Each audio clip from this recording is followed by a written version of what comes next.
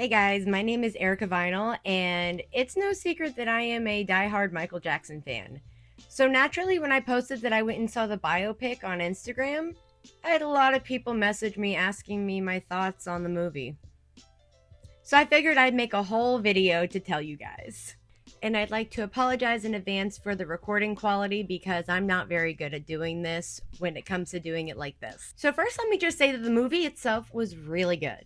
Jafar did a phenomenal job playing his uncle, and the kid who played young Michael, absolutely incredible.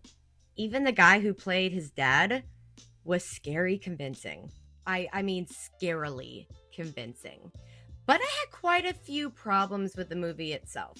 So let's jump into it. I'm going to start off with a couple small ones first, with the fact that sibling count in the movie is way less than it was in real life. So Rebby, Janet, and his brother Randy all opted out of being depicted in the biopic, which all in all boils down to a lot of important information being kept out of the movie.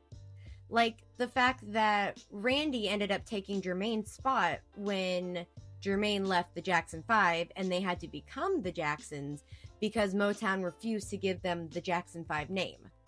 In the movie, Jermaine just leaves and it becomes the Four Jacksons. I know that's not like a huge critical point in the plot, but I feel like that is some key points that were left out. And I understand they were doing what they could because of the fact that they asked to not be put in the movie, but I still feel as though if you're going to make a movie that's accurate to the musician's life, you've got to add all of it in there. Another small but important thing that they kind of scrubbed in the movie is the fact that Off the Wall was actually not Michael's first solo album.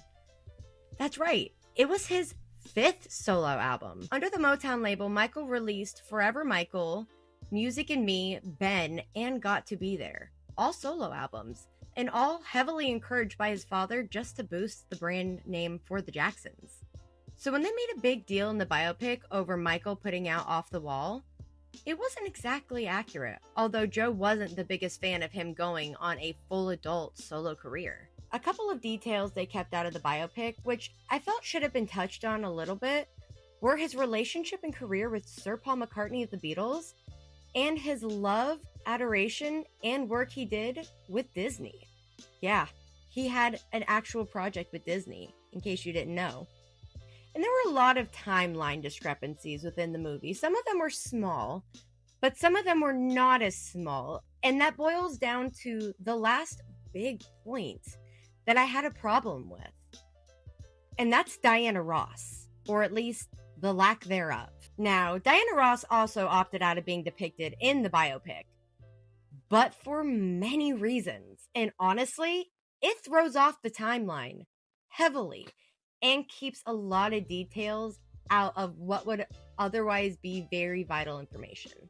Just to start off with, when Michael and his family moved to LA in 1969, they didn't move to Encino right away, and Michael didn't even live with them for the first year. He lived with Diana Ross at her house, even while the Jackson family was living in California with Berry Gordy's family. So naturally, she formed a motherly kind of bond with him, but he more so fell in love with her, and the feelings obviously weren't reciprocated, like, at all. Diana Ross is also the main reason why he was introduced to Quincy Jones and worked with him. Yeah. While Michael did meet him at a party introduced by Sammy Davis Jr., he wasn't actually truly introduced to Quincy Jones until he worked with Diana Ross on set of The Wiz, which The Wiz is nowhere to be mentioned anywhere in the biopic. Upsetting. And I mean, there were other small timeline discrepancies, like when Michael got bubbles, or when certain events happened and whatnot. But other than that, Diana Ross played the biggest part in all of the inaccuracies of Michael's biopic. But all in all, I thought the biopic was really good, and I cried a lot during it, especially just of the fact that I will never get to see Michael Jackson perform live in my lifetime. So there you have it, folks. There is my complete and unedited truth on how I felt about the Michael biopic that was released 2 weeks ago. And I'm really excited and a little nervous to see how they handle part two. Thank you for watching. And if you enjoyed watching this video, make sure to check out my Music History on a High Note podcast, where I talk about all things music history. And I've done videos talking about the Jackson 5 and Michael's project with Disney, Captain EO.